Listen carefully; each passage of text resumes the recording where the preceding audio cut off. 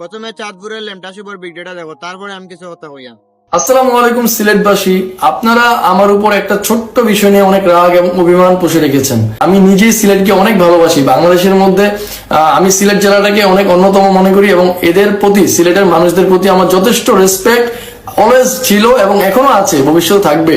তবে আপনারা যদি আমার এই ছোট্ট কথাটা নিয়ে কষ্ট পেয়ে থাকেন, ভিডিওর মধ্যে যে কথাটা বলেছিলাম, আই এম সরি।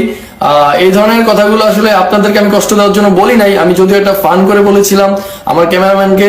যদি আপনারা কষ্ট নিয়ে থাকেন অবশ্যই আমাকে ক্ষমা সুন্দর দৃষ্টিতে দেখবেন। পয়লা 2 নম্বর ফুয়া লেমটা শিবয় একটা ভিডিও বানাইছিলাম আমরা সিলেটি বই নাইতে লিয়া।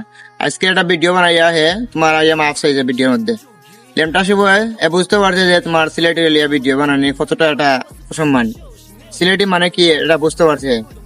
যাই হোক, তারা মাফ করে লিয়ে আমরা সিলেটি ভাই বোন সবে, যে বিশেষ করে আমরা সিলেটি বই নাইতে তারা মাফ করে লিয়ে লেমটা শিবয়। এর নেক্সট এরকম ভিডিও বানাইতো না। ওকে।